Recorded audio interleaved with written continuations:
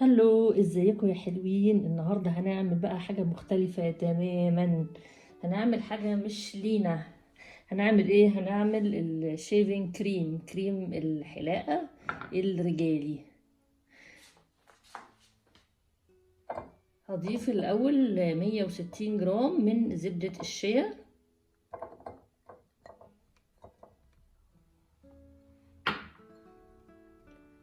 وهضيف عليهم 160 جرام من زيت جوز الهند. استعمل زيت جوز الهند العادي خالص.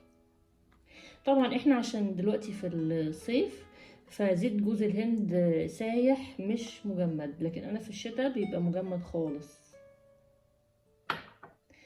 وهضيف عليهم كمان 50 جرام من زيت الزيتون.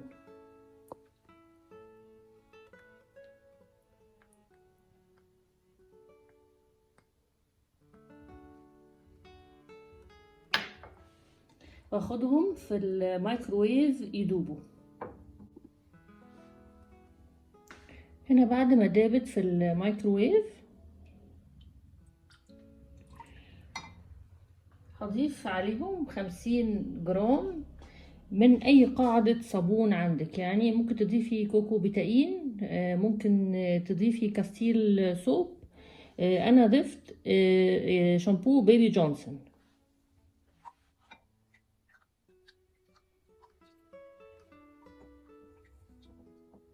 هقلب شوية بس لغاية لما درجة الحرارة تهدى شوية، وبعدين هضيف الفيتامين اي بتاعي، وهضيف كمان زيت اللافندر.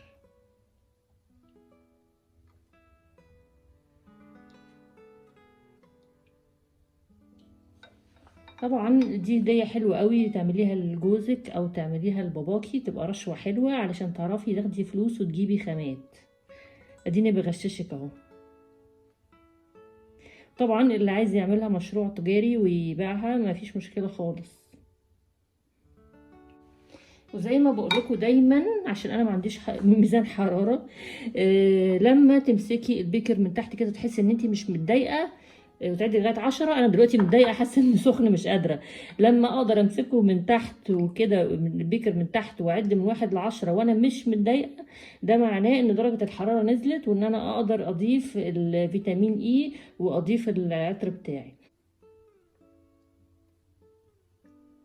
بس في نقطه، المنتج ده هيكون يعني ده كريم حلاقه، فهيكون جنب الميه. فانا اعتقد ان من الافضل ان احنا نستعمل معاه يعني ماده حافظه، علشان لو جه عليه ميه ما يبصش. فانتي تقدري تضيفي مثلا، لو انتي مش ضامنه ان مش هيجي عليه ميه، تضيفي نص في المية في نوكس إيثانول. يعني أنا هنا المنتج بتاعي كله على بعضه 400 جرام. يعني معنى كده إن أنت هتضيفي 2 جرام في نوكس إيثانول، وهتضيفي مثلا نص جرام WS1 مانع تعفن. لو انت عندك مثلا اوبتيفين، يبقى ما فيش داعي يعني بدل ما تضيفي فينوكسي ايثانول وتضيفي WS1، ممكن تضيفي اوبتيفين او ممكن تضيفي جيرما بان. يعني لو المادة الحافظة اللي عندك قوي، لكن انا المادة الحافظة اللي عندي لوحدها ضعيفة، عشان كده انا دايما بضيف معاها ال WS1. هنا خلاص بقى درجة الحرارة بقت كويسة. فهضيف الفيتامين اي بتاعي. ده الفيتامين اي، واخدت منه بالظبط حوالي 3 جرام.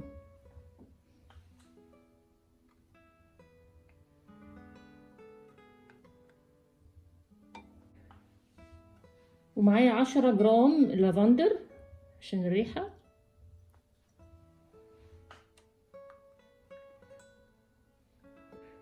والمادة الحافظة بتاعتي 2 جرام فينوكسي ايثانول ونص جرام WS1.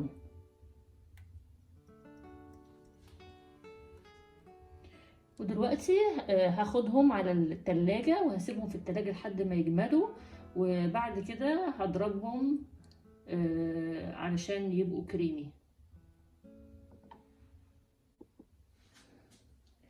هنا بقى بعد ما قعد تقريبا ساعة في الفريزر، هسيبه يهدى بس يعني ربع ساعة كده، وهفضيه وهضربه في الكيتشن ماشين. بصوا هنا فضيته، هبتدي بقى ايه ان انا اضربه بالكيتشن ماشين عشان يبقى سهل في الخفق يعني.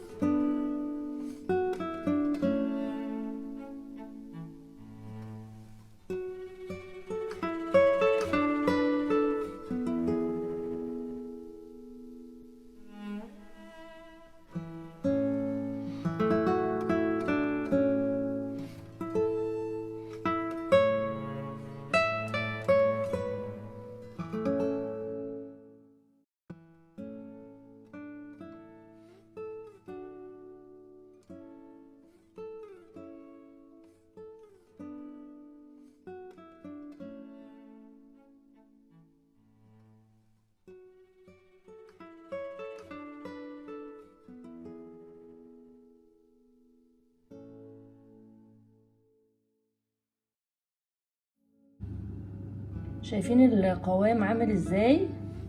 يجنن يعني، والريحة بقى مقولكمش يعني.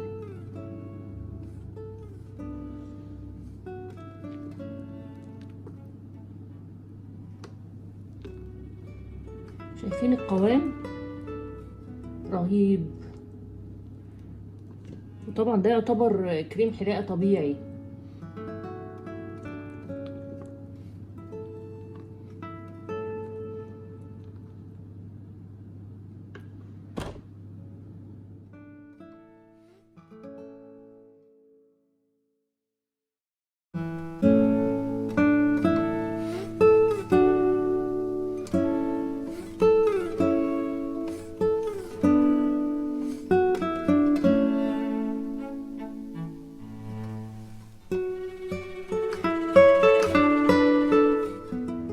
بصوا برضو انا هعبي في كيس حلواني علشان انزل في العبوة بقى على نضيف.